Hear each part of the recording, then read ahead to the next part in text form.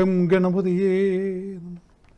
യാ ദേവി സർവഭൂതേഷു കാന്തിരൂപേണ സംസ്ഥിത നമസ്തസ്യൈ നമസ്തസ്യൈ നമസ്തസ്യൈ നമോ നമഃ. നമസ്കാരം. കണ്ണൂർ വിഷൻ ജ്യോതിഷത്തിലേക്ക് ഏവർക്കും സ്വാഗതം. നമ്മുടെ പുതിയ അധ്യായം ആരംഭിക്കുകയാണ്. പരിപാടിയിൽ പങ്കെടുക്കാൻ ആഗ്രഹിക്കുന്നവർ ഡേറ്റും സമയവും കൃത്യമായിട്ട് എടുത്തു വെക്കുക. ഏത് കാര്യമാണോ അറിയേണ്ടത് ആ കാര്യം പ്രത്യേകം ചോദിക്കുക. ഈ പരിപാടിയിലേക്കുള്ള സ്ക്രോള് നോക്കി വിളിക്കാൻ പ്രത്യേകം ശ്രദ്ധിക്കണം. എൻ്റെ നമ്പറിലേക്ക് വിളിച്ചിട്ട് കാര്യമൊന്നുമില്ല. പലരും ഇപ്പോഴും അങ്ങനെ ചെയ്തുകൊണ്ടേയിരിക്കുന്നു. എൻ്റെ ബാറ്ററിയുടെ ചാർജ് പോകുക എന്നല്ലാതെ അതിനെക്കൊണ്ട് നിങ്ങൾക്കൊരു ഗുണവുമില്ല. അതുകൊണ്ട് ഈ ടി വിയുടെ മുകൾ ഭാഗത്തു കൂടി പോകുന്ന നമ്പർ നോക്കി വിളിക്കുക. ഞാൻ പറഞ്ഞത്, ഇന്ന് നമ്മളിപ്പോൾ ദേവി മാഹാത്മ്യത്തെക്കുറിച്ച് 5-ാം അധ്യായത്തെക്കുറിച്ചാണ് പറയുന്നത്. സരസ്വതി ആരാധനയാണത്. ചണ്ഡികാ ഹോമത്തിൽ ഉപയോഗിക്കുന്ന മന്ത്രമാണ്. നാരായണീസ്തുതിയും ഇതിനുമൊക്കെ വലിയ പ്രാധാന്യമാണ്. ചണ്ഡികാഹോമത്തിൽ നമസ്കരിക്കുന്ന 22 നമസ്കാരം നാരായണീസ്തുതിയിലാണ്. നാരായണീസ്തുതി ചൊല്ലുമ്പോഴാണ്. അതിൻ്റെ ഭാഗമായിട്ട് തന്നെയാണ്, ആ ചടങ്ങിൻ്റെ ഭാഗമായിട്ട് തന്നെയാണ് നമസ്കാരം വരിക. അത് ചെയ്യുന്നവർക്ക് സംതൃപ്തി കിട്ടുമെങ്കിൽ നമുക്ക് എന്തും. ഭക്തിമാർഗം എന്ന് പറഞ്ഞാൽ മനുഷ്യൻ്റെ മനസ്സുമായിട്ട് ബന്ധപ്പെട്ടതാണ്. ചിലർക്കിത് പൂർണ്ണമായിട്ടും വിഡ്ഢിത്തമായി തോന്നാം. അത് ഓരോ ആളുടെയും ആനന്ദത്തിൻ്റെ വിഷയമാണ്. എല്ലാ കാര്യത്തിലും അങ്ങനെ തന്നെയാണ്. നമുക്ക് എന്ത് വിഷയത്തിലാണ്, ഏത് കാര്യം ചെയ്യുമ്പോഴാണോ നമുക്ക് സന്തുഷ്ടി അല്ലെ സംതൃപ്തി അത് അനുഭവപ്പെടുന്നത്, അത് ചെയ്യാനാണ് മനഃശാസ്ത്രവും പറയുന്നത്. ക്ഷേത്രത്തിൽ പോകുമ്പോൾ നിങ്ങൾക്ക് മനസ്സമാധാനം ലഭിക്കുന്നുണ്ടെങ്കിൽ, എല്ലാവരും പീസിന് വേണ്ടിയാണല്ലോ സമാധാനം, അതിൽ ഏറ്റവും പ്രധാനം മനസ്സമാധാനം. ലോകസമാധാനം വേണം. ഇപ്പം ലോകസമാധാനം ആകെ കുറച്ച് കുഴപ്പത്തിലാണ്. അതെന്തോ ആവട്ടെ, കുടുംബത്തിൽ സമാധാനം വേണം. വ്യക്തിക്ക് സ്വയമേവ ഒരു സമാധാനം വേണം. ആ സമാധാനം ലഭിക്കുക വേണ്ടിയാണ് എല്ലാവരും നെട്ടോട്ടം ഓടുന്നത്. ചിലർക്കൊരു ഇപ്പോൾ എന്താ പറയുക, പാർക്കിലിരുന്ന് കാമുകിയായിട്ട് സൊള്ളുമ്പോൾ നല്ല സമാധാനം കിട്ടുന്ന ആളുണ്ടാവും. അവരത് ചെയ്യാം, അവർക്കത് ചെയ്യാം, അതിന് കുഴപ്പമൊന്നുമില്ലല്ലോ. അത് എല്ലാ പ്രായത്തിലും അത് കിട്ടൂലല്ലോ. ഞാനൊക്കെ പണ്ട് ലാൽബാഗ് തന്നെ ആയിരുന്നു. ഇന്നിപ്പോൾ എനിക്ക് ലാൽബാഗ് പോയിരുന്നിട്ട് എന്ത് ചെയ്യാനാ. ബാംഗ്ലൂർ പഠിക്കുന്ന കാലത്ത് എൻ്റെ കോളേജിൽ നിന്ന് കുറച്ച് അടുത്തായിരുന്നു ലാൽബാഗ്. എൻ്റെ പേരിനോട് സാമ്യം ലാല്, അതുകൊണ്ട് ലാൽബാഗിന് ആദ്യമേ ഇഷ്ടമായി. ഇതെന്താണപ്പോൾ എൻ്റെ പേരാണല്ലോ ഇതിനും എന്നൊരു തോന്നൽ വന്നു എനിക്ക്. അപ്പോൾ അവിടെ ഇരുന്നിങ്ങനെ, ആ പ്രായമല്ലേ 18-19, സ്വാഭാവികമായിട്ടും ഞാൻ ഈ പറഞ്ഞ പോലെ അന്നത്തെ കാലത്തെ ചെറുപ്പക്കാരിൽ ചിലരൊക്കെ എന്നെ പോലത്തെ ഉണ്ടായിരുന്നു. മഹാഭൂരിപക്ഷവും പെണ്ണിനോടൊന്നും മിണ്ടാൻ തന്നെ പേടിയുള്ളവരായിരുന്നു. അവർക്കൊക്കെ ഇപ്പോൾ സങ്കടം തോന്നുന്നുണ്ടാവും ഇപ്പോഴത്തെ തലമുറയുടെ കളി കാണുമ്പോൾ. ആകെ പോയല്ലോ, നമ്മളെല്ലാം വെടിക്കെട്ട് കഴിഞ്ഞു പോയല്ലോ. അങ്ങനെ ഓർത്ത് സങ്കടപ്പെടുന്ന എത്രയോ സ്ത്രീകളും പുരുഷന്മാരും എന്നെ കാണാൻ വരുന്നു. ഞാൻ എൻ്റെ കഥയൊക്കെ പറയുമ്പോൾ അവർക്ക് വലിയ നഷ്ടബോധം, ഒട്ടുങ്ങാത്ത നഷ്ടബോധം കൊണ്ട് കരഞ്ഞിട്ടൊക്കെ ഉണ്ട് ആണുങ്ങൾ. സത്യമായിട്ട് ഒരാൾ എന്നെ മുമ്പിലിരുന്ന് കരഞ്ഞു പോയി. എൻ്റെയൊക്കെ ജന്മം എന്തിന് എന്ന് അയാൾ എന്നോട് ചോദിച്ചു. ഞാൻ എന്തിനാണ് ജീവിച്ചതെന്ന് എനിക്കെന്നെ മനസ്സിലാവുന്നില്ലെന്ന്. അപ്പോൾ അങ്ങനെയൊക്കെയുള്ള മനുഷ്യരുണ്ടാവും. അവരെ ചില ആൾക്കാർക്ക് സാഹചര്യങ്ങൾ, ചില ആൾ സാഹചര്യം ഉണ്ടായിട്ടും അത് ഉപയോഗപ്പെടുത്താൻ പറ്റാതെ ചിലരെ ഭയം കീഴ്പ്പെടുത്തുന്നു. ഓരോ ഘട്ടത്തിലും മനുഷ്യ ജീവിതത്തിലെ ആസ്വാദനങ്ങളുടെ നിലവാരങ്ങൾക്ക് മാറ്റം വന്നുകൊണ്ടേയിരിക്കുമല്ലോ. അതാണ് ഞാൻ പറഞ്ഞതിൻ്റെ അർത്ഥം. എനിക്കിപ്പം പൂജ ചെയ്തിട്ട് ഞാൻ വരുന്നത് രാവിലെ 4 മണിക്ക് എഴുന്നേൽക്കുന്നു, പൂജ ചെയ്യുന്നു. ഇതൊക്കെ എനിക്ക് 19 വയസ്സിൽ സാധിക്കുമോ? ഇല്ല, ഒരിക്കലും സാധിക്കില്ല. അങ്ങനെ അപ്പോൾ ചോദിക്കും, ശങ്കരാചാര്യ പരമ്പരയിൽ 12-ാം വയസ്സിൽ സന്യാസത്തിലേക്ക് പോകുന്ന ആൺകുട്ടികളില്ലേ, ഇരിക്കപ്പിണ്ടം വെച്ചുകൊണ്ട് സന്യാസിയായിട്ട് മാറുന്ന, അതായത് ജീവനോടെ ബലിവെക്കുക, മരിച്ചതായിട്ട് സങ്കല്പിച്ചിട്ട്. അതാണല്ലോ സുരേഷ് ഗോപിയൊക്കെ അഭിനയിച്ച ഒരു പടമുണ്ടല്ലോ, അതിൻ്റെ പേര് ഞാൻ മറന്നു, ദേശാടനം. അതിൽ 12 വയസ്സുള്ള കുട്ടിക്ക് ബലി വെച്ചിട്ട് സന്യാസിയാക്കി വിടുവല്ലേ. അപ്പോൾ അങ്ങനെ അത് അപൂർവത്തിലപൂർവം, കോടികളിലൊന്ന്. യേശു ക്രിസ്തു അങ്ങനെ ഒരു സന്യാസിയാണ്, ശങ്കരാചാര്യർ അങ്ങനെ ഒരു സന്യാസിയാണ്. അതിപ്പോൾ എല്ലാവർക്കും കഴിയുമോ? നടക്കുന്ന കാര്യമാണോ? ഒരു കോൾ ഉണ്ട്. ഹലോ, എവിടെ തന്നെ വിളിക്കുന്നത്? മേലെ ചൊവ്വ കണ്ണൂർ. പറഞ്ഞോളൂ, ഡേറ്റ് പറയൂ. 15/8/2013.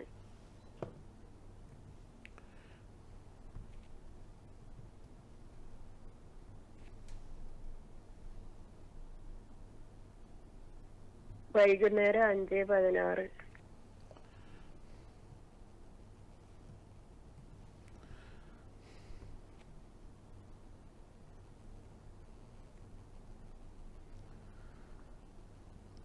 നക്ഷത്രം അനിഴം.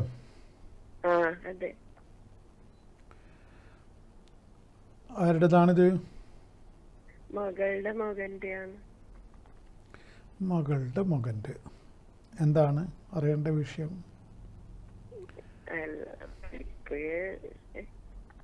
പഠിക്കുന്നൊക്കെ ഇല്ലേ? പഠിക്കുന്നുണ്ട്. എന്നാലും എന്താണ് എന്നാലും? നല്ല ബുദ്ധിയുണ്ട്, പക്ഷേ ഒരു കുറച്ച് നിൽക്കൂല, അതാണ്. അല്ല, അത് ചില കുട്ടികളുടെ ഒരു കളിയല്ലേ അത്. എന്താണ് പറയുക, ഈ പ്രായത്തിൽ 12 വയസ്സല്ലേ ആയിട്ടുള്ളൂ. അത് അങ്ങനെ പറയാൻ മാത്രമൊന്നും ആയില്ലല്ലോ. ഇനിയും മുമ്പ് വളർന്നു വരുമ്പോഴല്ലേ ചിലർക്ക് കാര്യഗൗരവങ്ങളൊക്കെ വരുള്ളൂ.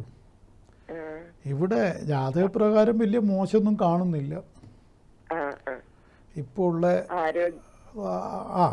ആരോഗ്യത്തിനും അങ്ങനെ വലിയ കടുത്ത ഒരു പ്രശ്നമൊന്നുമില്ലല്ലോ. ലഗ്നാധിപന് ഉച്ചസ്ഥിതിയുണ്ട്, അത്ര വലിയ തടിയുണ്ടാവില്ല. അത് തടിയൊന്നുമല്ലല്ലോ ആരോഗ്യത്തിൻ്റെ ഇത്. അപ്പോൾ അതുകൊണ്ട് അതൊന്നും വലിയ കാര്യമാക്കണ്ട. പിന്നെ വളർന്നു വരുമ്പം ഉയർച്ചയിലേക്ക് പോകുമെന്നാണ് പിന്നെ ഇവിടെ കാണുന്നത്. കാരണം ഈ ബുധൻ്റെ ദശ ഇവനെ രക്ഷപ്പെടുത്തി എടുക്കും തന്നെയാണ് കാണുന്നത്. പിന്നെ ഇപ്പോൾ ഉള്ള 7-ാം ക്ലാസ്സുകാരൻ്റെ അവസ്ഥയൊന്നും ആയിരിക്കില്ലല്ലോ. ചിലപ്പോൾ അങ്ങനെ ഉയർന്നു വരുമ്പം ഉയർന്ന ക്ലാസ്സിലേക്ക് എത്തുമ്പം കുട്ടിക്കൊരു കാര്യഗൗരവം വരില്ലേ, അത് തനിയാവും. പിന്നെ ചിലതങ്ങനെ യോഗം വളരെ മോശമാണെങ്കിൽ നന്നേ പെട്ടുപോകും. അങ്ങനെയുള്ളൊരവസ്ഥ ഇവിടെ കാണുന്നില്ല. പിന്നെ അങ്ങനെ മോശം യോഗക്കാരനായിട്ടൊന്നും ഇവിടെ കാണുന്നില്ല. നന്നായി വരുന്ന കുട്ടിയുടെ ലക്ഷണം തന്നെയാണ് ജാതകത്തിൽ കാണുന്നത്. ഏതായാലും നിങ്ങൾ അവനെ ഓർത്തിട്ട് വെറുതെ നിങ്ങൾക്ക് ഇപ്പം ഏജ് കൂടിക്കിടക്കുന്ന സമയത്ത് ഇങ്ങനെ ഓരോന്ന് ആലോചിച്ച് ടെൻഷൻ അടിച്ചിട്ട് വെറുതെ ശരീരം കളയണ്ട. ചെക്കനങ്ങ് നന്നാവും, നാടൻ ഭാഷയിൽ പറഞ്ഞാൽ. ഞാൻ പറഞ്ഞ മനസ്സിലായല്ലോ. പിന്നെ കാശുണ്ടല്ലോ നിങ്ങളെടുത്ത നല്ല പൂത്ത പൈസ. അതുകൊണ്ട് ഒരു ഇന്ദ്രനീലൊക്കെ ഒരു ലോക്കറ്റ് മേടിച്ചു കൊടുക്കൂ. വേണമെങ്കിൽ എന്നോട് പറയൂ, നമുക്കത് ചെയ്യാം. അത് ഈ ബുധന് ശക്തിപ്പെടുത്താൻ വേണ്ടി അത് മരതകവുമായിട്ട് ചേർത്ത് ധരിക്കുന്നത് വളരെ ഗുണം ചെയ്യും. വളരെ സീരിയസ് ആയിട്ട് പറയുന്നതാണ്. അത് ചിരിച്ചുകൊണ്ട് പറയുന്നത് നോക്കണ്ട. എനിക്ക് കാശിന് വേണ്ടിയല്ല, എനിക്കുള്ള കാശ് ദേവിയല്ലേ എത്തിക്കും. അത് എൻ്റെ വിഷയമേ അല്ല. അത് നിങ്ങളാരും വന്നില്ലേ പ്രശ്നമില്ല. പക്ഷേ ഇവിടെ ബുധൻ്റെയും ശനിയുടെയും രത്നങ്ങൾ കൂട്ടിച്ചേർത്ത് ധരിക്കാൻ കഴിയുമെങ്കിൽ ലോക്കറ്റായി കഴുത്തിലിടുന്നത് നല്ലതാണ്. അത് നിങ്ങൾക്ക് വേണമെങ്കിൽ നിങ്ങളെന്നോട് പറയൂ. ഓക്കെ, ശരി ശരി. അപ്പോൾ ഞാൻ പറഞ്ഞത് ഈ പിന്നെ സമയങ്ങളുടെ മനുഷ്യജന്മത്തിൻ്റെ വ്യത്യാസങ്ങൾ, ആ ഓരോ ഘട്ടങ്ങളെക്കുറിച്ചിട്ടും കൃത്യമായ അവയർനെസ് ചിലർക്കുണ്ടാവണമെന്നില്ല. ഓരോ സമയത്തും നമ്മളെ മനുഷ്യജന്മത്തിൻ്റെ ഹ്യൂമൻ ബീയിങ്ങിൻ്റെ കൗതുകങ്ങൾ ഓരോ തരത്തിലായിരിക്കും, താല്പര്യങ്ങൾ വ്യത്യസ്തമായിരിക്കും. ശങ്കരാചാര്യർ തന്നെ പറയുന്നു, ബാലസ്ഥാവൽ ക്രീഡാസക്ത. കുട്ടിയായിരിക്കുമ്പോൾ സ്വാഭാവികമായിട്ട് കളിക്കാൻ പോകണം. കളിക്കാതിരിക്കുന്ന കുട്ടി വെറും ചില അമ്മമാർ കളിക്കാനൊന്നും വിടാതെ പുസ്തകം പിടിച്ച് വായിക്കുമെന്ന് പറഞ്ഞിട്ട് ഇങ്ങനെ അല്ലെ ഹോംവർക്ക് ചെയ്യോ മറ്റേത് ചെയ്യോ മറിച്ച് ചെയ്യോ, അത് ഏറ്റവും വലിയ തെറ്റാണ്. കാരണം കുട്ടിക്ക് മസിലുകളെല്ലാം ഉറക്കുന്ന പ്രായമാണത്. ഓട്ടം ചാട്ടമൊക്കെ ഇതിന് ആവശ്യമാണ്. പിന്നെ ഈ സുഹൃത്ത് ബന്ധങ്ങൾ കുട്ടിക്കാലത്താണ് ഏറ്റവും വലുത്. അത് കളിക്കളത്തിലാണ്. ഒരു ഫുട്ബോൾ ടീമിൻ്റെ ഇടയിൽ ഉണ്ടാകുന്ന മാനസിക ഐക്യത്തെക്കുറിച്ച്, അതിൻ്റെ ആവശ്യകതയെക്കുറിച്ച്, ആവശ്യത്തെക്കുറിച്ചൊക്കെ ഒരുപാട് പേര് പറഞ്ഞു തന്നിട്ടുണ്ടല്ലോ. ഞാൻ വീണ്ടും ആവർത്തിക്കണ്ടല്ലോ. അതൊക്കെ മഹാന്മാർ പറഞ്ഞു വെച്ചിട്ടുണ്ടല്ലോ, പെലെയടക്കം. എന്താണ് അവർ തമ്മിലൊരു ഹൃദയ താളം വരികയാണ്. ഈ പന്ത് എവിടെയാണ്, ഏത് സുഹൃത്തിൻ്റെ കാലിലാണെന്ന് പോലും ഈ ഇപ്പോഴുള്ള അയാളെ കാണുന്നില്ല, തിരിഞ്ഞു നോക്കുന്നില്ല. പക്ഷെ ഇന്നേ വ്യക്തിയുടെ അടുത്താണ് ഇപ്പം പന്ത് ഉള്ളത് എന്ന് പോലും കളിക്കാരന് മനസ്സിലാവുമെന്നാണ്. അങ്ങനെ പാസ് ചെയ്തിട്ടാണ് അത് ഒരുത്തൻ കൊണ്ടേ ഫിനിഷ് ചെയ്യുന്നത്. അതാണ് ഫിനിഷ് ദ ഗെയിം എന്ന് പറയുന്നത്. നന്നായി ചെയ്തു തീർക്കുക. ചിലപ്പോൾ 5 ആൾ 6 ആളൊക്കെ പാസ് ചെയ്തിട്ടായിരിക്കും അവസാനം മെസ്സിയുടെ കയ്യിൽ ആ ബോൾ എത്തുന്നുണ്ടാവുക.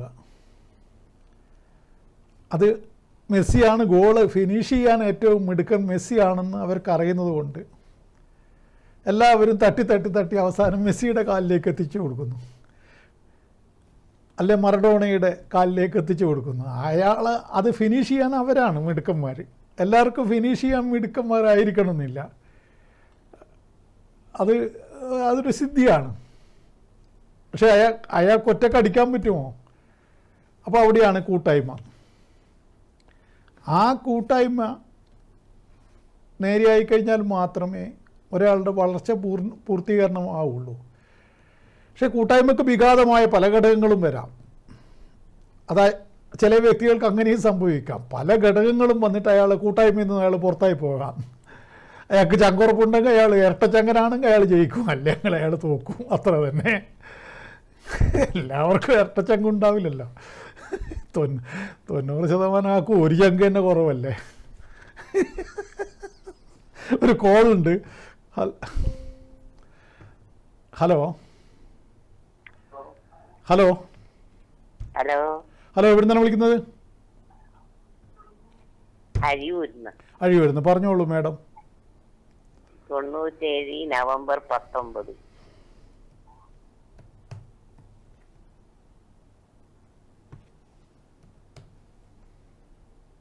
ഹലോ, കേൾക്കുന്നുണ്ട്, കാണുന്നില്ലേ?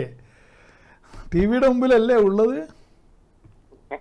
ഞാനിത് കൊടുക്കട്ടെ മാഡം? നിങ്ങൾ എന്താണ് സമയം പറയൂ. രാവിലെ 10:38. 10:38. നിങ്ങൾ കൃഷ്ണൻ്റെ അമ്പലത്തിലൊന്നും പോകുന്നില്ല, അതാണ് നിങ്ങൾക്ക് ഈ തിരക്കൊക്കെ. ഇപ്പം വളരെ കുറവല്ലേ? അതാണ് ഇങ്ങനെ തിരക്ക് കൂട്ടുന്നത്. മറ്റേ കൃഷ്ണൻ്റെ ഭക്തനായ എന്നോട് ഇങ്ങനെ തിരക്ക് കൂട്ടും ആരെങ്കിലും? 10:38 AM അല്ലേ?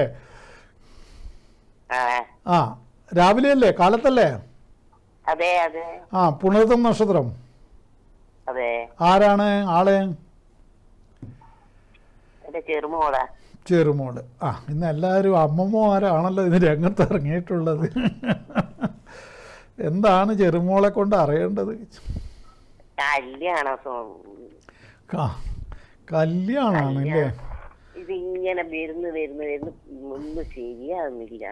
ഇപ്പം നടന്നില്ലേ പിന്നെ ഇപ്പൊന്നും ഇല്ല ഇവരെ. അത് ഇപ്പം നടക്കും കല്യാണം. ഇനി അത് ഇപ്പം നടന്നില്ലെങ്കിൽ വലിയ കുഴപ്പമാണ്. ഒരു കൊല്ലം 4 മാസമുണ്ട്. 16 മാസമുണ്ട്. ഇത് ഞാൻ വളരെ കാര്യമായിട്ട് പറയുന്നതാണ്. ആ സമയത്തിനുള്ളിൽ നടത്തണം. അതിന് വേണ്ട കർമ്മങ്ങളും കൂടി ചെയ്യാൻ പറ്റുമെങ്കിൽ ഉത്തമം. അത് പിന്നെ നിങ്ങൾ ആലോചിച്ച് നോക്കൂ, അവളുമായിട്ട് സംസാരിച്ച് നോക്കൂ. കാരണം ഈ ഒരു സമയത്ത് നടന്നില്ലെങ്കിൽ കുറച്ച് കഷ്ടമാണ് അമ്മമ്മേ. ഞാൻ പറഞ്ഞില്ലെന്ന് വേണ്ട. അപ്പോഴേക്ക് ഇപ്പം തന്നെ വയസ്സ് 28 പിന്നെ 30, പിന്നെ അങ്ങനെ പിന്നെ എല്ലാം കൂടി ഒരു 38-40 വയസ്സുള്ള തൈക്കളവനെ മുടിയൊന്നും ഇല്ലാതെ എല്ലാവർക്കും ഇപ്പം ഇത്രയും ഇങ്ങനെ മുടിയൊന്നും നിൽക്കൂല. പിന്നെ കിളവനായി പോകും, പിന്നെ ആകെ പ്രശ്നമാവും കേട്ടോ. ആയിക്കോട്ടെ, നമുക്ക് ഈ മോളെ കെട്ടിക്കാനുള്ള ഞാൻ ഒരു ഉറപ്പോ ആയിട്ട് പറയുന്നു.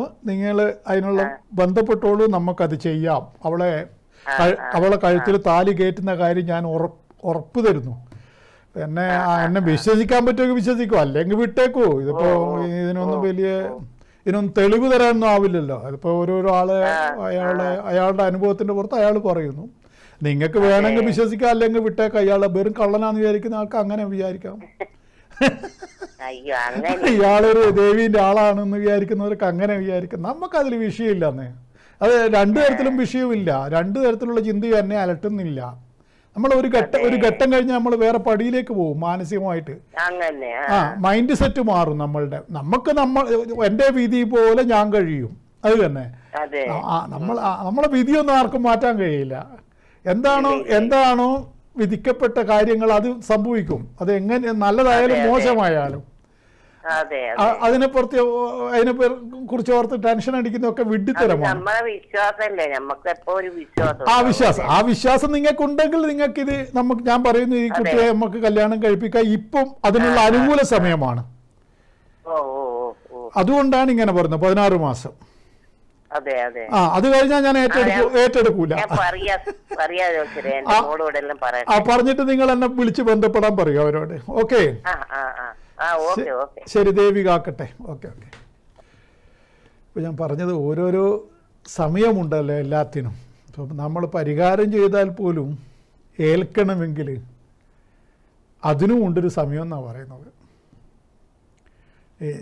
ചില ചികിത്സയൊക്കെ തുടങ്ങാൻ ഏതാണ് നല്ല ദീർഘകാല ചികിത്സയൊക്കെ ചില സമയത്ത് ചികിത്സ പിടിക്കില്ല. ചിലപ്പോൾ ക്യാൻസറിന് പോലും പെട്ടെന്ന് ചികിത്സയൊക്കെ പിടിച്ചിട്ട് ആളെ സമയം സൂപ്പറാണെങ്കിൽ എന്തോന്നറിയില്ല, ഡോക്ടർക്ക് കൃത്യമായിട്ട് എവിടെയാണെന്ന് തിരിച്ചറിയാൻ കഴിയും. അല്ലെങ്കിൽ ഒന്നാമത്തെ ഘട്ടത്തിൽ തന്നെ ക്യാൻസറിന് അങ്ങനെയുണ്ടല്ലോ, 1-ാം ഘട്ടം, 2-ാം ഘട്ടം, 3-ാം ഘട്ടം എന്ന് പറഞ്ഞിട്ട് അങ്ങനെ സ്റ്റേജുകളുണ്ടല്ലോ. അപ്പോൾ അയാളുടെ സമയം നല്ലതാണെങ്കിൽ 1-ാം സ്റ്റേജിൽ തന്നെ അയാളുടെ വിഷമം, അയാളുടെ പ്രത്യേക സിംറ്റംസ്, ചില അടയാളങ്ങൾ, ശരീരം കാണിക്കുന്ന ചില അടയാളങ്ങൾ, ആ അടയാളങ്ങൾ ആ വ്യക്തി തിരിച്ചറിയുന്നു. ഇപ്പോൾ ഒരു ബ്രസ്റ്റിനാണെന്ന് കൂട്ടുക, ഈ ഡോക്ടർമാരൊക്കെ പറയുന്നു കൈ ഇങ്ങനെ ഉയർത്തി പിടിച്ചിട്ട് ഇങ്ങനെ മേലേക്ക് തടകി നോക്കാനൊക്കെ പറയുന്നു. നിസ്സാര കാര്യമാണ്, എല്ലാ സ്ത്രീകളും ചെയ്യില്ല. എന്താ ചെയ്യുക? അത് എത്രമാത്രം നിസ്സാര കാര്യമാണ്. കണ്ണാടിയുടെ മുമ്പിൽ അവരെ മാത്രം വാതിൽ കുറ്റിയിട്ടിട്ട്, വലിയ കണ്ണാടിയില്ലാതെ വീടിപ്പോൾ ഇല്ലല്ലോ, ഒരാളുമാരെങ്കിലും വീട്ടിലുണ്ടാവുമല്ലോ. അതിൻ്റെ മുമ്പിൽ നിന്നിട്ട് ബ്ലൗസൊക്കെ മാറ്റിയിട്ട് ഇങ്ങനെ നോക്കുന്നതിന് എന്താണ്? ചെയ്യില്ല. വളരെ കാര്യമായിട്ട് തന്നെ പറയുന്നതാണ്. എന്നിട്ടോ 1ഉം 2ഉം സ്റ്റേജ് കഴിഞ്ഞ് പോയാൽ 3-ാം സ്റ്റേജിലായാൽ പിന്നെ ബുദ്ധിമുട്ടായില്ലേ? എല്ലാം അവരവരുടെ ശ്രദ്ധ കൊണ്ട് മാത്രം പലതിനകത്തുനിന്ന് രക്ഷപ്പെടാൻ പറ്റുമല്ലോ. ഇപ്പോൾ ശരീരത്തിന് നടക്കുമ്പോൾ കിതപ്പനുഭവപ്പെടുന്നു, അത് ഹൃദയ സംബന്ധമായ അസുഖത്തിൻ്റെ 1-ാമത്തെ ലക്ഷണമല്ലേ? 4 പടി കയറുമ്പോഴേക്കും ആകെ പരവശനാവുന്നു. 4 നില ബിൽഡിങ് കയറുമ്പോഴേക്ക് തന്നെ ഉറപ്പാണ് ബ്ലോക്ക് വന്നു കഴിഞ്ഞു. അപ്പോൾ അത് മൈൻഡാക്കാതെ തിരുന്ന് കഴിഞ്ഞാൽ അറ്റാക്ക് വന്ന് ചത്തുപോകും. അറ്റാക്ക് വന്നാൽ ചാവണമെന്നില്ല, അറസ്റ്റ് വന്നാൽ ചത്തു. അതാണല്ലേ കുഴഞ്ഞു വീണ് ചാവൽ. അപ്പോൾ അതിനു മുമ്പേ ശരീരം, ചില ആളുകൾക്ക് ഒരു അപൂർവം, ഇപ്പം പിന്നെ കഴിഞ്ഞ ആഴ്ച പാനൂർ വെച്ചൊരു 19 വയസ്സുള്ള മോള് കുഴഞ്ഞു വീണ് മരിക്കുന്നത് ഞാൻ കണ്ടു. അതിന് വീഡിയോ കണ്ടിട്ട് ഭയങ്കര സങ്കടമായി എനിക്ക്. ആ കുട്ടി ഇങ്ങനെ അമ്മ ഇങ്ങനെ ഫോണിൽ ഇങ്ങനെ തോണ്ടിക്കൊണ്ട് നിൽക്കുകയാണ്, സഹോദരിയും. അപ്പോഴാണ് ഇവൾക്ക് വേദന എടുത്തിട്ട് ഇവൾ കുഴയുന്നത്. 5 മിനിറ്റ് കൊണ്ട് ആശുപത്രിയിലൊക്കെ എത്തിച്ചു. പക്ഷെ അപ്പോഴേക്കും CPR കൊടുക്കാൻ പഠിപ്പിക്കണമെന്ന് പറയുന്നത് അതുകൊണ്ട് തന്നെയാണ്. ഈ 2 ഇങ്ങനെ ഡോക്ടർമാർ ഇങ്ങനെ പഠിക്കുന്നുണ്ടല്ലോ, ഇങ്ങനെ നെഞ്ചത്ത് കൈവച്ചിട്ട് ചെയ്യേണ്ടതും പിന്നെ ചുണ്ടുകൊണ്ട് ശ്വാസം കൊടുക്കേണ്ടതൊക്കെ ഒരു പരിപാടിയുണ്ടത്. അത് സത്യം പറഞ്ഞാൽ പാഠ്യ വിഷയത്തിൽ ഉൾപ്പെടുത്തേണ്ട കാലം കഴിഞ്ഞു. ആ അടുത്തിരിക്കുന്ന അമ്മക്കോ അവളുടെ ചേച്ചിയോ അനിയത്തിയോ ഒന്നും അറിയില്ല. അവർക്കത് അറിയുമായിരുന്നെങ്കിൽ അന്നേരം ചോദിക്കും, ഇപ്പോഴല്ലേ നിങ്ങൾ വിധിയെ പറ്റി പറഞ്ഞത്. വിധി അങ്ങനെ തന്നെയാണെങ്കിൽ ഒന്നും ചെയ്യാൻ പറ്റില്ല. എന്നാലും അത് പിന്നെ ചിലപ്പോൾ വിധിയെ മറികടക്കുന്നുണ്ടല്ലോ.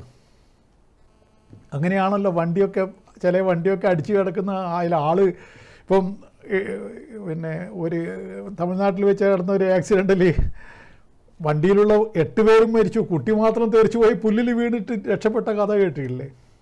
8 പേരും മരിച്ചുപോയി. ആ വണ്ടിയിലിരുന്ന മുഴുവൻ ആളും, ഒരു കുട്ടി മാത്രം. ആ ഭാഗത്തെ ആ സ്ത്രീക്ക് ആ സമയത്ത് അതിന് മുമ്പേ ഒന്ന് AC വണ്ടിയായിട്ടും അതിൻ്റെ ചില്ല് താത്താൻ തോന്നിയതല്ലേ അതിൻ്റെ കാരണം. അപ്പോൾ അതെല്ലാം അതാണ് വിധി എന്ന് പറയുന്നത്. അവിടെ കുട്ടി പോയി വീഴുന്നു, കുട്ടി വീഴുന്ന സ്ഥലത്താണെങ്കിൽ പുല്ലും. പിന്നെ പണ്ട് കൃഷ്ണനെ എടുത്തിട്ട് കൊട്ടയിൽ നടന്ന പോലെ അത്ര സുരക്ഷിതമായിട്ടാണ് ഒരു വയസ്സുള്ള കുഞ്ഞ് പോയിട്ട് പുല്ലിലേക്ക് വീഴുന്നത്. വിധി എന്നല്ലാതെ അതിനൊക്കെ എന്താ പറയുക. അപ്പോൾ എല്ലാത്തിനും ചിലപ്പോൾ ഒക്കെ അത്ഭുതം പോലെ സംഭവിക്കില്ലേ പലതും. ഒരു കോളുണ്ട്. ഹലോ ഹലോ, എവിടെ നിന്നാണ് വിളിക്കുന്നത്? ലോകനാർക്കാവ്. പറഞ്ഞോളൂ, ഡേറ്റ് പറയൂ.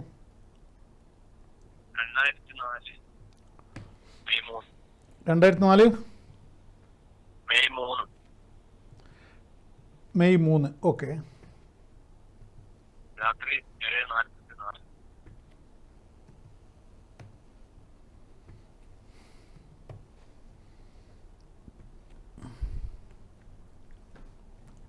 ഏഴ് 44. ചിത്തിര നക്ഷത്രം. നിങ്ങളെ ദേവിയെ ഞാൻ വന്ന് ഒരുപാട് തവണ കണ്ടിട്ടുണ്ട്. എന്നെ കണ്ട ചിരിക്കും ദേവി. നിങ്ങളോട് ചിരിച്ചിട്ടുണ്ടോ?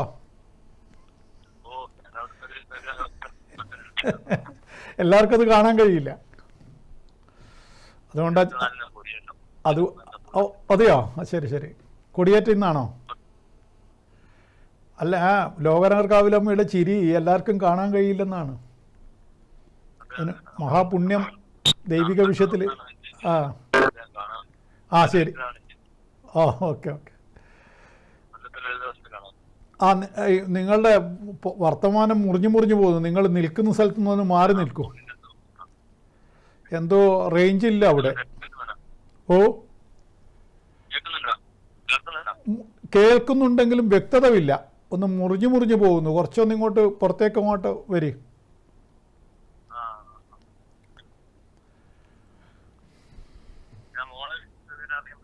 ശരി. മോളതറിയാനാണെങ്കിൽ ചിത്തിര നക്ഷത്രം. ഇപ്പം വ്യാഴദശ തുടങ്ങി.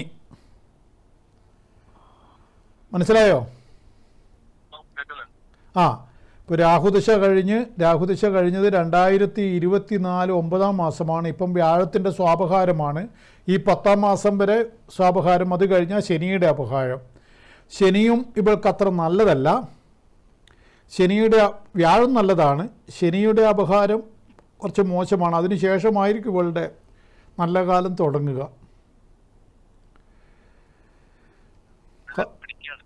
ഓ, അതെ, പഠിച്ചോട്ടെ. ആ ശനി കഴിഞ്ഞാൽ നല്ല ജോലിയൊക്കെ കിട്ടുമെന്നാണ് ഞാൻ പറഞ്ഞത്. ഇപ്പോൾ എന്തായാലും കോഴ്സ് കഴിയാൻ ശനി കഴിയണ്ടേ? മൊത്തം 3.5 കൊല്ലം പഠിക്കാനില്ലേ?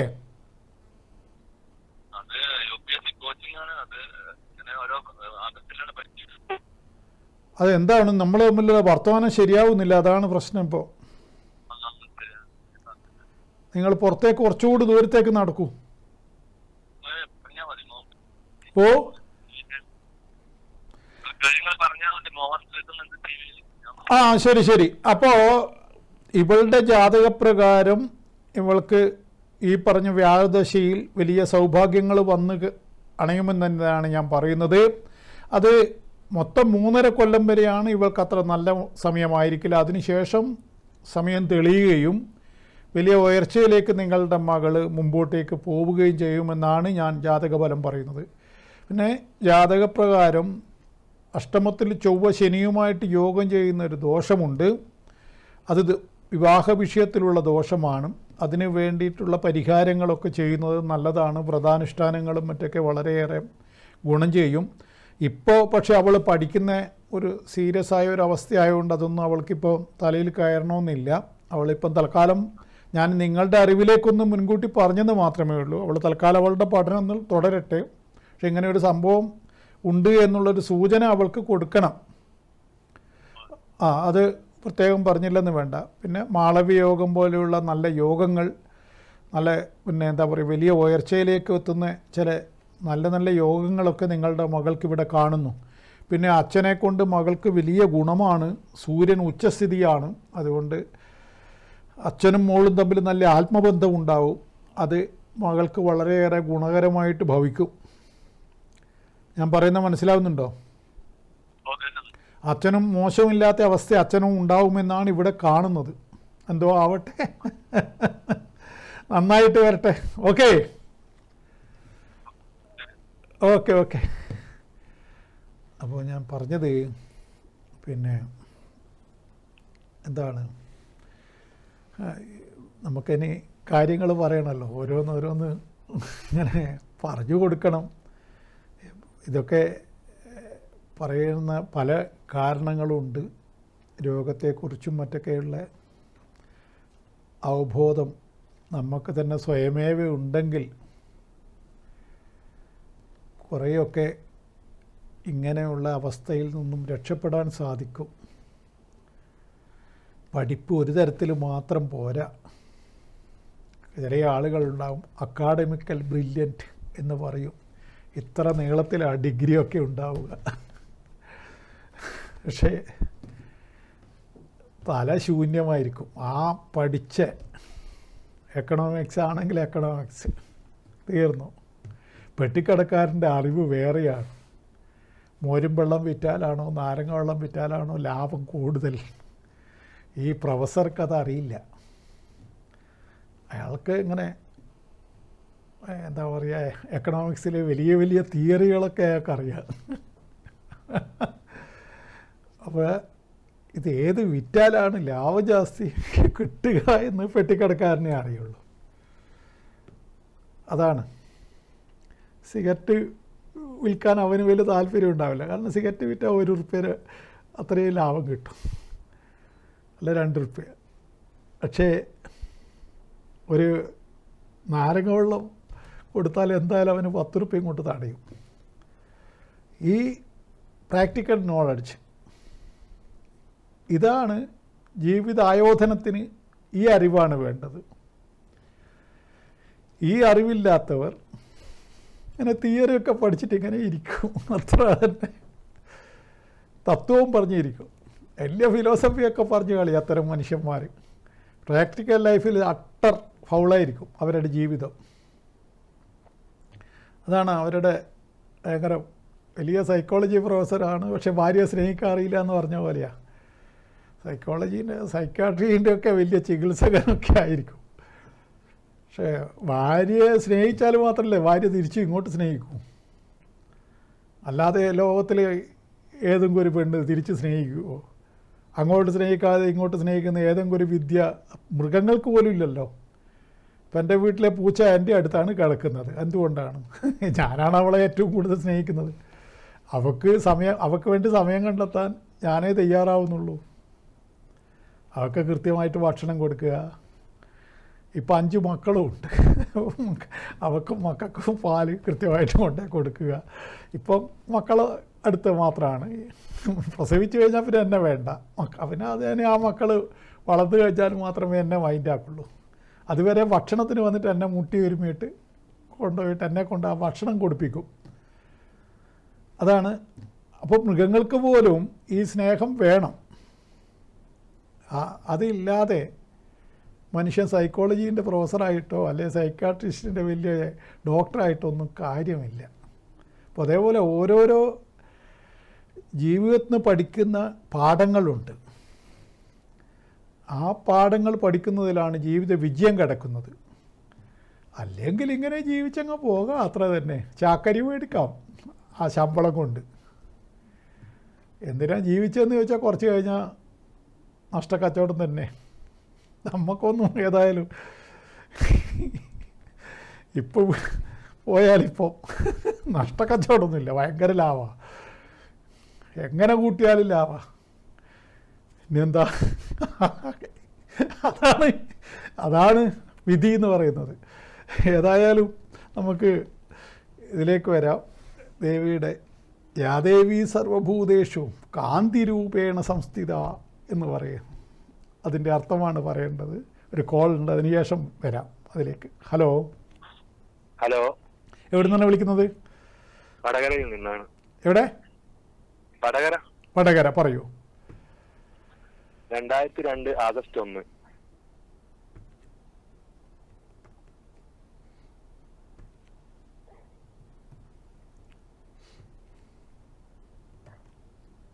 സമയം പറയൂ. രാവിലെ 4:58.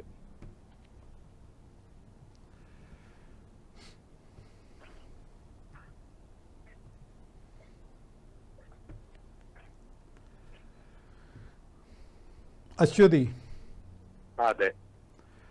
എന്താണ് അറിയേണ്ടത്? ആരാണ്? ആണാണോ പെണ്ണാണോ? എന്റെ തന്നെയാണ്, ആണാണ്. ആ ശരി. ആ ഭയങ്കരനാണല്ലോ, ചില്ലറക്കാരനല്ല. ശ്രദ്ധിക്കണം, നിന്നെ ശ്രദ്ധിക്കണം. എന്താ ഇപ്പൊ ചെയ്യുന്നത്?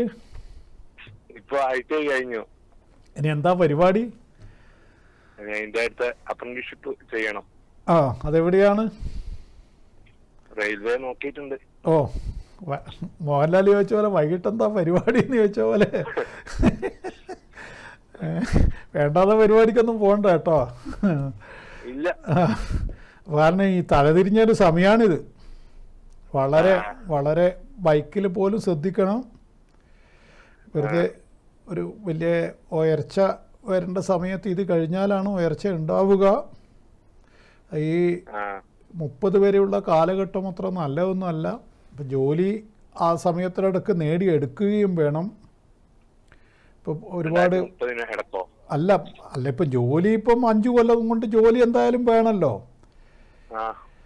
പക്ഷെ സമയം നമുക്കതുവരെ അനുകൂലവുമല്ല. അത് കഴിഞ്ഞാലാണ് നല്ല കാലം. അതായത് 27 വയസ്സിന് മേലോട്ടാണ് നല്ല കാലം. ഞാൻ പറയുന്നത് വളരെ ശ്രദ്ധിക്കുന്നുണ്ടോ? ആ, കേട്ടാ പോരാ. അതായത് ശ്രദ്ധിക്കുന്നുണ്ടോ എന്ന് ചോദിച്ചത്. ശ്രദ്ധാവാൻ ലഭതേ ജ്ഞാനാന്നാണ്. ശ്രദ്ധിക്കുന്നവന് ജ്ഞാനം ലഭിക്കുന്നു. അപ്പോൾ ഞാൻ പറയുന്നത് എന്താണെന്ന് പറഞ്ഞാൽ 27 വയസ്സ് വരെയുള്ള സമയത്തിൻ്റെ ആനുകൂല്യം ഇവിടെ ഇല്ല. അപ്പോൾ അതുകൊണ്ട് തന്നെ വാഹനവുമൊക്കെ എടുത്തിട്ട് ശ്രദ്ധയില്ലാതെ കറക്കമൊന്നും വേണ്ട. വാഹനമില്ല, സമാധാനം. ആ, വാഹനം ഇല്ലെങ്കിൽ സമാധാനം. പിന്നെ അങ്ങനെ അങ്ങ് പോട്ടെ. 27 വയസ്സിന് ശേഷം നല്ല തരത്തിലുള്ള ഉയർച്ച വരുമെന്നാണ് കാണുന്നത്. അത് ഒരു വളരെ എന്താണ് പറയുക, മുമ്പോട്ടുള്ള ജീവിതത്തിന് എൻ്റെ ഈ വാക്ക് വലിയ പ്രചോദനമായി മാറട്ടെ. എന്നെപ്പോലെ ഒരാൾ, നീ ഒരു ചെറിയ കുട്ടിയോട് ഇങ്ങനെ, എൻ്റെ കണ്ണിൽ നീ വെറും കുഞ്ഞാണ് കേട്ടോ. അപ്പോൾ അതുകൊണ്ട് ആ കുഞ്ഞിനോട് ഞാൻ, നിൻ്റെ കണ്ണിൽ നീ വലിയ ആളാണ്, എൻ്റെ കണ്ണിൽ നീ കുഞ്ഞാണ്. അപ്പോൾ ആ കുഞ്ഞിനോട് ഞാൻ കളവൊന്നും പറയില്ല. അപ്പം അങ്ങനെ വലിയൊരു ഫ്യൂച്ചർ നിനക്ക് കാണുന്നുണ്ട്. അത് 17 കൊല്ലത്തോളം കിട്ടിപ്പോവും. ആ സമയം വളരെ കൃത്യമായിട്ട് ഉപയോഗിക്കണം. 27 to 44 വരെയുള്ള നല്ല കാലം. ആ നല്ല കാലം വരെ കൃത്യമായിട്ട് ഉപയോഗിച്ച് കഴിഞ്ഞാൽ അതിൽ തന്നെ ഈ 10 കൊല്ലം ഏറ്റവും സൂപ്പറായിരിക്കും ചന്ദ്രദശ. ആ, ഈ 27 വയസ്സ് മുതൽ 37 വരെയുള്ള കാലം. ആ സമയത്ത് വിദേശത്തൊക്കെ പോവും. അങ്ങനെ ആ സമയത്ത് ധനമൊക്കെ സമ്പാദിക്കാൻ നോക്കണം. അങ്ങനെ വലിയ ഒരു ഉയർച്ചയും വളർച്ചയും ഒക്കെ ഞാൻ ഈ ജാതകത്തിൽ കാണുന്നുണ്ട്. ഓ ഇപ്പോൾ ഉള്ള സമയദോഷം, എനിക്ക് സമയദോഷമുണ്ട് എന്ന് ഇന്ദുലാൽ നാരായണൻ പറഞ്ഞു എന്നുള്ള വിചാരം മനസ്സിലെപ്പോഴും വേണം. അതുകൊണ്ട് എടുത്തുചാട്ടൊന്നും പാടില്ല. ആരോഗ്യകാര്യത്തിൽ ശ്രദ്ധിക്കണം കേട്ടോ. ആ ഈ പറഞ്ഞ വാക്കുകൾ മൂർധാവിൽ വെച്ചുകൊണ്ട് മുമ്പോട്ട് പോവുക. കാലം നിനക്ക് വേണ്ടി കാത്തിരിക്കുന്നു, ദേവി നിന്നെ രക്ഷിക്കും. ഓക്കെ ആ ഓക്കെ. Okay okay. അപ്പോൾ ഞാൻ പറഞ്ഞത്, യാദേവി സർവഭൂതേഷു കാന്തിരൂപേണ സംസ്ഥിത. കാന്തിയില്ലേ പോയില്ലേ, ശോഭ എന്നർത്ഥം. കാന്തി പ്രധാനമാണ്. മോഹൻലാലിനെ കൊണ്ടൊക്കെ പറയുന്നില്ല എന്താ കാന്തിന്ന്. അത് ചില ആൾക്കാരത് മേക്കപ്പിലൂടെ ഉണ്ടാക്കുന്നുണ്ടാവാം. ബ്യൂട്ടീഷ്യൻ ചെയ്യുക. ഞാൻ ഇന്നേവരെ എൻ്റെ ജീവിതത്തിൽ ബ്യൂട്ടീഷ്യൻ ചെയ്തിട്ടില്ല എന്ന് പറയുന്നില്ലേ. ബ്യൂട്ടീഷ്യൻ ചെയ്തിട്ടുള്ള കാന്തിയിലൊന്നും വലിയ കാര്യമില്ല. അത് പിന്നീട് കുരിശായി മാറുകയും ചെയ്യും. നാച്ചുറൽ ബ്യൂട്ടി എന്ന് പറയുന്നില്ലേ, അതാണ് വേണ്ടത്. എന്ന് വെച്ചിട്ട് കുറച്ച് പൗഡർ ഇട്ടുകൂടാ എന്നൊന്നുമില്ല. ഇപ്പം പറയുന്നത് ഈ കൃത്രിമ എന്ന കോസ്മെറ്റിക്സ് ക്യാൻസറിന് വരെ സാധ്യത ഉണ്ടാക്കുമെന്നാണ് മെഡിക്കൽ സയൻസ് പറയുന്നത്. ചില പ്രത്യേകമായ കെമിക്കലുകൾ നമ്മൾ മുഖത്തൊക്കെ ഇങ്ങനെ അടിച്ച് പുരട്ടിക്കഴിഞ്ഞാൽ അത് സ്കിന്ന് ഒബ്സർവ് ചെയ്യും. മെർക്കുറി അടങ്ങിയതാണ് അതിൻ്റെ അകത്ത് പ്രധാനമായിട്ട് ശ്രദ്ധിക്കേണ്ടത്. രസം എന്ന് പറയും മെർക്കുറി. അപ്പോൾ ഇത് ഉൾപ്പെട്ട വസ്തുക്കൾ നമ്മളുടെ ബോഡിയിലേക്ക് ചെറുങ്ങനെ ആഗിരണം ചെയ്യുകയും അത് രോഗത്തിന് കാരണമാവുകയും ചെയ്യുന്നു മെഡിക്കൽ സയൻസ് പറയുന്നു. ഒരു ഡോക്ടർ ഇങ്ങനെ വർത്തമാനം പറയുന്നത് കേട്ടുകൊണ്ട് ഞാൻ നിങ്ങളോട് ഷെയർ ചെയ്യുന്നത്. ഇത് ശ്രദ്ധിക്കണം നമ്മൾ. അപ്പോൾ ഇത്തരം പൊതുവേ ഇത് ബ്യൂട്ടീഷ്യൻ മാർക്കറ്റ് പാര വെക്കുന്നതല്ല. ഒരുപാട് ബ്യൂട്ടീഷ്യന്മാർ എൻ്റെ പരിപാടി കാണുന്നുണ്ടാവും. ആ ബ്യൂട്ടി പാർലറിൽ പോകണ്ട എന്നൊന്നും അല്ല പറഞ്ഞത്. പിന്നെ ബ്യൂട്ടി പാർലറിനേക്കാളും ചില ആൾ വീട്ടിലിരുന്നും ചെയ്യുമല്ലോ. ബ്യൂട്ടി പാർലറിലുള്ളവർക്ക് ചിലപ്പോൾ ഏതൊക്കെയാണ് മോശമെന്നൊക്കെ അവർക്ക് അതിനെക്കുറിച്ച് അറിവുണ്ടാവും. കുറച്ച് മനസാക്ഷിയുള്ള ഒരു ബ്യൂട്ടീഷ്യനാണെങ്കിൽ അവരത്തരം വസ്തുക്കൾ അങ്ങോട്ട് ഒഴിവാക്കിയാൽ മതിയല്ലോ. ഹെർബലായിട്ടുള്ള സാധനങ്ങളൊക്കെ ഇപ്പോൾ ഉണ്ടല്ലോ. അത് അങ്ങനെ ചെയ്യുന്ന എല്ലാവരും അങ്ങനെ പൈസയ്ക്ക് വേണ്ടി ഒന്നും ചെയ്യില്ലല്ലോ. അപ്പോൾ ഇത് സ്വന്തമായിട്ട് മേടിച്ചിട്ട് നമ്മൾ ഉപയോഗിക്കുന്നവരും ശ്രദ്ധിക്കണം. ഇതൊക്കെ എന്താണ് പറയുന്നത് പറഞ്ഞാൽ ഈ കാന്തിൻ്റെ കാര്യമാണ് പറയുന്നത്. കാന്തി എന്ന് പറയുമ്പോൾ മനസ്സിന് ശുദ്ധി ഉണ്ടെങ്കിൽ തന്നെ മുഖത്തൊരു കാന്തി ഉണ്ടാവുമെന്നാണ്. അതാണ് ഒരു ക്രിമിനലിൻ്റെ മുഖം മാറുന്നത്. നല്ല പോലീസ് ഓഫീസർമാർക്കൊക്കെ ക്രിമിനലിനെ കണ്ടാൽ മനസ്സിലാക്കാൻ പറ്റും. അതെന്തുകൊണ്ടാണ്? അയാളുടെ നെഗറ്റീവായ ചിന്താഗതി അയാളുടെ മുഖത്തിൻ്റെ കാന്തിയെ ഇല്ലാതാക്കും. അത് 100% സത്യമായ കാര്യമാണ്. അപ്പോൾ മനസ്സ് വെടിപ്പാക്കി വെക്കുക എന്നുള്ളതാണ് ഏറ്റവും പ്രധാനം. പിന്നെ പോഷകാംശമുള്ള ഭക്ഷണമൊക്കെ കഴിക്കണം. അതില്ലെങ്കിൽ പിന്നെ മനസ്സമാധാനം ഇതിന് വളരെ പ്രധാനമാണ്. യാദേവി സർവഭൂതേഷു കാന്തിരൂപേണ സംസ്ഥിത. അത് കാന്തിയായിട്ട് മനുഷ്യരിൽ കുടികൊള്ളുന്നത് ദേവിയാണെന്നാണ് ദേവി മഹാത്മ്യം പറയുന്നത്. ശരിയല്ലേ? ദേവി ഭക്തനായി കഴിഞ്ഞാൽ സ്ഥിരമായിട്ട് ക്ഷേത്രത്തിലൊക്കെ പോകുന്ന വെറും ആളെ കാണിക്കാൻ വേണ്ടി പോകുന്നവരുണ്ട്. അങ്ങനെയല്ലാതെ ഭക്തിയോടുകൂടി മൂകാംബികയിലൊക്കെ അത്തരം വ്യക്തികളെ കാണാൻ പറ്റും. എത്ര വയസ്സായാലും ഒരു ചൈതന്യം അവർക്കുണ്ടാവും. എന്തുകൊണ്ടാണത്? ആ ചൈതന്യം അവർക്ക് നഷ്ടപ്പെടാതെ പരമാവധി നീട്ടി പിടിക്കും. എന്ന് വെച്ചിട്ട് ഇപ്പോൾ ഒരു 25കാരനെ കണ്ടിട്ട് ഞാൻ കൊതിച്ചിട്ടൊന്നും കാര്യമില്ലല്ലോ. എൻ്റെ പ്രായത്തിലുള്ളവനെ കാണുമ്പോൾ എനിക്ക് കൊതിക്കാം, അത്ര തന്നെ. അപ്പോൾ അത്രയും ബാക്കി വെച്ചല്ലോ. അതാണ് ഈ പറഞ്ഞതിൻ്റെ അർത്ഥം. അല്ലാതെ ഇപ്പം 25 വയസ്സുള്ള പിന്നെ ദുൽഖർ സൽമാൻ 30 വയസ്സുള്ള 32 വയസ്സുള്ള ഓനെ കണ്ടിട്ട് ഞാനെന്തിനാണ് കൊതിക്കുന്നത്? അത്ര തന്നെ. പറഞ്ഞതിൻ്റെ അർത്ഥം നിങ്ങൾക്ക് മനസ്സിലായല്ലോ. അത്രയേ ഉള്ളൂ. അപ്പം ഞാൻ പറഞ്ഞത് ഈ കാന്തിക്ക് വേണ്ടി നമ്മൾ വളഞ്ഞ വഴികൾ സ്വീകരിക്കാൻ പാടില്ല. അത് ശ്രദ്ധിക്കണം. പിന്നെ ആയുർവേദത്തിലുള്ള ചില ഫേഷ്യൽസൊക്കെ നമുക്ക് കിട്ടാനുണ്ട്. അതൊക്കെ മുഖത്ത് പുരട്ടുന്നതൊക്കെ വളരെയേറെ ഗുണം ചെയ്യും. പല പല പല സാധനങ്ങളും ഉണ്ടല്ലോ, അതൊക്കെ കാന്തി വർദ്ധിപ്പിക്കാൻ യൗവനത്തിൽ എല്ലാവർക്കും പിന്നെ സുന്ദരീ സുന്ദരന്മാരായിട്ട് നടക്കാൻ തന്നെയാണല്ലോ താല്പര്യം. ഇവിടെ സൗന്ദര്യം തന്നെയാണ് വിവക്ഷ, അല്ലാതെ കാന്തി എന്ന് പറഞ്ഞാൽ വേറെ എന്താണ്? ഓരോ പിന്നെ ഇപ്പോൾ സിനിമാ നടികളൊക്കെ ആയിട്ടാകുമ്പോൾ അവർക്കൊക്കെ, അല്ലെങ്കിൽ സീരിയലിൽ പോകുന്ന പെൺകുട്ടികൾക്ക് അവിടെ കാന്തിക്ക് തന്നെയല്ലേ പ്രാധാന്യം. മുഖത്തിന് ഉള്ള ഭംഗി, മുഖത്തിൻ്റെ കാന്തി, ശരീരകാന്തിയും അതിനോടൊപ്പം തന്നെ പറയും. അതൊക്കെ ഒരു ശരീരകാന്തിയൊക്കെ ഒരു പ്രായത്തിന് അപ്പുറം പിടിച്ചു നിർത്താനാവില്ലല്ലോ. അല്ല, ഏത് കാന്തിയും ഒരു പ്രായത്തിനപ്പുറം പിടിച്ചു നിർത്താനാവില്ല. അത് ഒരു പരിധിവരെ മേക്കപ്പ് ഇട്ടിട്ടൊക്കെ പിടിച്ചു നിർത്തുന്നതൊക്കെ ബോറുമാണ്.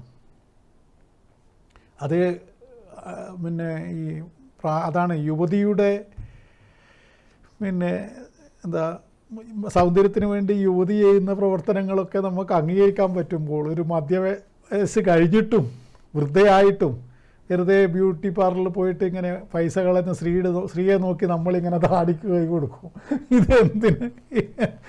ഇതെന്തിനാണപ്പാ ഈ സ്ത്രീക്ക് ഇങ്ങനെ ഒരു ദുർബുദ്ധി, വെറുതെ പൈസ കളയുന്നു? ഞാനൊന്നും പറയില്ല, അത് പറയാൻ പാടില്ല. നമ്മൾ ഇവിടെ ഇരുന്ന് പൊതുവായിട്ട് പറയാം, മുഖത്ത് നോക്കി പറഞ്ഞാൽ അതോടുകൂടി ശത്രുവായില്ലേ. നിങ്ങളെന്തിനാണ് ഈ പൈസ കളഞ്ഞിട്ട് ബ്യൂട്ടി പാർലറിൽ പോകുന്നത് എൻ്റെ ഏടത്തി എന്ന് ചോദിച്ചാൽ, ആ ഏടത്തി പിന്നെ എന്നെ കണ്ടാൽ പിന്നെ മിണ്ടുവോ? പിന്നെ എന്നെക്കൊണ്ട് നാട് നിറച്ച് കുറ്റം പറയില്ലേ? അവൻ ആളെ ശരിയില്ല, അവന് ബാല്യക്കാരത്തുകളെ പിടിക്കൂ, ഇങ്ങനെയൊക്കെ പറഞ്ഞൊക്കെ നടന്നു കളയും. അതുകൊണ്ട് നമ്മൾ അതൊന്നും പറയാൻ പാടില്ല, ഒരു കാരണവശാലും പറയാൻ പാടില്ല. അതാണ് സഭയരുന്ത് പേസ് നേരം ഒരുന്ത് പേസ് പേസാമ ഇരുന്തും പളക് എന്ന് പറയുന്നത് തിരുവള്ളുവർ പറഞ്ഞ അതുകൊണ്ടാണ്. ആരോടാണ് പറയുന്നത് നോക്കൂ, നേരെ മറിഞ്ഞ് പറയൂ, പിന്നെ മിണ്ടാതിരിക്കുന്ന സമയത്ത് മിണ്ടാതെ ഇരിക്കൂ. ഒരു കോൾ ഉണ്ട്. ഹലോ ഹലോ, പറയൂ, ഡേറ്റ് പറയൂ. 26/5/1951.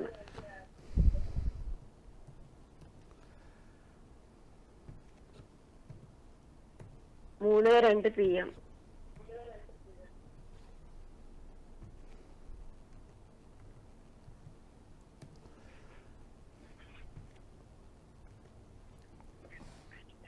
തിരുവോണം,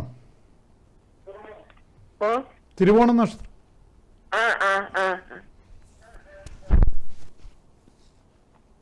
തിരുവോണം നക്ഷത്രം എന്താണ്, ആരുടേതാണിത്? എന്റെ തന്നെ രോഗത്തിനെ പറ്റി അറിയാനാണ്. എന്താണ് രോഗം? ഇത്ര വലിയ രോഗം? അങ്ങനെയൊന്നും വലിയ രോഗങ്ങളോ, ചെറിയ ചെറിയ രോഗങ്ങളല്ലേ ഉള്ളൂ. അത്ര വലിയ രോഗമെല്ലാം ഉണ്ടോ? ഇല്ല. ലേശം കടച്ചല്, കൂച്ചല്, വാദത്തിന്റെ അസ്കിത, ജോയിന്റിന് ഇങ്ങനെ പെയിന്, ഇവിടെ മുട്ടിന്, അതൊക്കെ സർവ്വസാധാരണല്ലേ. 74 വയസ്സായില്ലേ. പക്ഷേ ഈശ്വരകാരുണ്യം ഭയങ്കരമായിട്ടുള്ള വ്യക്തിയായതുകൊണ്ട് അതൊന്നും തന്നെയും നിങ്ങൾക്ക് കടുത്ത രൂപത്തിൽ വരുന്നില്ല എന്നുള്ളതാണ് സത്യം. അതെങ്ങനെയോ തട്ടിത്തിരിഞ്ഞങ്ങ് പോകുന്നു. അതിനിയും തട്ടിത്തിരിഞ്ഞ് തന്നെ പോകും. ഇങ്ങനെ പോകും. ഒരു മാന്യമായ ആയുസ്സും ഉണ്ട്. കണ്ണിന് കുറച്ച് കാഴ്ചക്കുറവ്, വലച്ചല് വരുന്നുണ്ടോ? അതെ, അത് നല്ലോണം കൂടുന്നുണ്ടോ? അത് ആ കാര്യം ശ്രദ്ധിക്കണം. അത് കണ്ണിങ്ങനെ ലേശൊരു പ്രയാസത്തിലേക്ക് കണ്ണിനെ നമ്മൾ കരുതിയിരിക്കണം. അതിനുള്ള ചില ആയുർവേദ വിധിപ്രകാരമുള്ള മരുന്നുകളൊക്കെ ഉപയോഗിക്കുന്നില്ലേ? അതൊക്കെ കണ്ണിൽ കൃത്യമായിട്ട് അപ്ലൈ ചെയ്യണം. അത് തന്നെ. അതിവിടെ ഞാനത് പെട്ടെന്ന് ശ്രദ്ധിച്ചത്. പിന്നെ ദൈവം നിങ്ങൾക്ക് ധനം തന്നിട്ടുണ്ടല്ലോ, പൈസക്ക് ഒരു വിഷമവും ഇല്ലല്ലോ. പെൻഷനുണ്ട്, ബാക്കിയുള്ള എല്ലാ സെറ്റപ്പും ഉണ്ട്. ഞാൻ പൊട്ടരാന്നാ വിചാരിച്ചത്. അതുകൊണ്ട് അതൊക്കെ ഇവിടെ കാണുന്നുണ്ട്. ധനം മരണം വരെയും ഒരാളുടെയും. ഇനി 10-15 കൊല്ലം കഴിഞ്ഞ് മരിച്ചാലും അതിനുള്ള പൈസയും കൂടി അവിടുന്ന് ആൾക്കാർ വരേണ്ട പൈസയും കൂടി അവിടെ എടുത്തു വെച്ചിട്ടുണ്ടാവും. നിങ്ങളെ ബോഡി കത്തിക്കാനൊന്നും ഒരാളും വലിയ കഷ്ടപ്പാടും വേറെ പിരിവെടുക്കുകയും വേണ്ട, വേറെ ഒരുത്തൻ്റെയും മൊനാശിയും നിങ്ങൾ മൊനാശിക്കില്ല. അതാണ് നിങ്ങളുടെ അതൊരു സത്യമായ വർത്താനാണ് ഞാൻ പറയുന്നത്. അതായത് നിങ്ങൾ ആ ഒരു പൈസ നിങ്ങൾ അതിന് മാറ്റി വയ്ക്കും നിങ്ങളുടെ ഈ ഇതിനു വേണ്ടിയിട്ട്. എന്നിട്ട് നമുക്ക് അങ്ങനെ വരുന്നൊരു പരിപാടിയില്ലേ, എന്താ അതിന് പറയാ, ഈ കമ്പിയൊക്കെ കുഴിച്ചിട്ടിട്ട് ഭയങ്കരമായിട്ട്. ഇപ്പോൾ എന്താ അതിന് പേര് മറന്നു പോയല്ലോ. ഇപ്പോൾ തിരുവല്ലാമലക്ക് അടുത്തോട്ടൊക്കെയുള്ള അവരുടെ ആ വണ്ടി വരുമല്ലോ. ഇപ്പം 10,000 12,000 മറ്റോ, പണ്ട് 6,000 ആയിരുന്നു, ഇപ്പം 10,000 12,000 മറ്റോ ആണ്. അല്ല എപ്പായാലും വേണമല്ലോ, 10-15 കൊല്ലം കഴിഞ്ഞാല് ഇവിടെ ആയുസുണ്ട്. ഇന്ദുലാലിങ്ങനെ പറഞ്ഞു അതുകൊണ്ട് അങ്ങനെ ഇങ്ങനെ ഒന്നുമില്ല. ഇവിടെ നല്ല ആയുസാ. കണ്ണിന്റെ വീഴ്ച, കണ്ണ് കാണാതെ വീഴ്ച വരുന്നത് നോക്കിയാ മതി. ഞാൻ പറയുന്നത് ശ്രദ്ധിക്കൂ. അതായത് നമ്മൾ ആയുസ് ഇവിടെ ഉണ്ട്. കണ്ണിന്റെ ഒരു ദോഷം കൊണ്ട് ഒരാളും പിന്നെ മരിച്ചു പോവില്ല, അത് ശ്രദ്ധിക്കണം. അത് മരണവുമായിട്ട് ബന്ധപ്പെട്ടല്ലോ കണ്ണിന്റെ. പക്ഷെ കണ്ണ് കാഴ്ചയില്ലാതെ കൊണ്ട് വീഴ്ച വന്നാലോ അത് ബുദ്ധിമുട്ടായി. അതുകൊണ്ട് നമ്മൾ പരിചയമില്ലാതെ പ്രതലത്തിൽ കൂടി നടക്കുമ്പോഴാണ് അവർ കൂടുതൽ ശ്രദ്ധിക്കേണ്ടത്. നിങ്ങളുടെ വീട്ടിൻ്റെ അകത്ത് എവിടെയൊക്കെയാണ് പിന്നെ ഇതുള്ളത്, പിന്നെ എന്താ ഉയർച്ച താഴ്ചകൾ, അല്ലെങ്കിൽ അതറിയാലോ. വേറൊരു വീട്ടിൽ പോകാൻ കഴിയുന്നിടത്തോളം വേറൊരു വീട്ടിൽ പോവരുത്. പോയി കഴിഞ്ഞാലും വളരെ ശ്രദ്ധിച്ച് മാത്രം കൈകാര്യം ചെയ്യുക. അല്ല, നിങ്ങൾക്ക് നല്ല ബുദ്ധിയുണ്ട്, ഞാൻ ഉപദേശിക്കേണ്ട ആവശ്യമില്ല. എല്ലാം നന്നായി വരട്ടെ, ദേവി കാത്തി രക്ഷിക്കട്ടെ. ഓക്കെ. അപ്പോൾ ഞാൻ പറഞ്ഞതുപോലെ നമ്മുടെ സമയം ഇവിടെ തീരുകയാണ്. യാദേവി സർവഭൂതേഷു കാന്തി രൂപേണ സംസ്ഥിത. നമസ്തസ്യേ നമോ നമ. നിങ്ങൾക്കൊക്കെ എല്ലാവർക്കും നല്ല കാന്തി ഉണ്ടാവട്ടെ. കാര്യങ്ങളെ വിലയിരുത്താൻ പഠിച്ചില്ലെങ്കിൽ, ഓരോരുത്തരും ഓരോ സമയത്താണ് കാന്തി ഉണ്ടാവുക എന്ന് വിലയിരുത്താൻ പഠിച്ചില്ലെങ്കിൽ അവരുടെ കാര്യം കുറച്ച് കഷ്ടമാവും. അത് തിരിച്ചറിയുക. എല്ലാവരും അവരവരുടെ അവസ്ഥക്കനുസരിച്ച് കളിക്കുക. ചെറുപ്പക്കാരൻ കളിക്കുന്ന പോലെ നമ്മളെ പ്രായത്തിൽ കളിക്കാൻ പാടില്ല. അതുകൊണ്ട് ഇന്ന് നമ്മുടെ സമയം ഇവിടെ തീരുകയാണ്. എന്നെ കാണുകയും കേൾക്കുകയും ചെയ്ത് നിങ്ങൾക്ക് നന്ദി പറയുന്നു. ഒപ്പം ഈ പ്രോഗ്രാമിൽ പിന്നെ വിളിച്ചിട്ട് പരിഹാരത്തിന് വേണ്ട ആൾക്കാർക്കോ അതേപോലെ മറ്റു കാര്യങ്ങൾ വേണ്ടവർക്കോ എന്നെ വിളിച്ച് ബുക്ക് ചെയ്ത് എന്നെ വന്ന് കാണാൻ വരാം. അതേപോലെ ഓൺലൈനിൽ ബലമറിയേണ്ടവർക്ക് അങ്ങനെയും അറിയാം. എല്ലാം നിങ്ങളുടെ തീരുമാനമാണ്. എന്നെ കണ്ടവർക്ക് നന്ദി പറയുന്നു. നമസ്കാരം.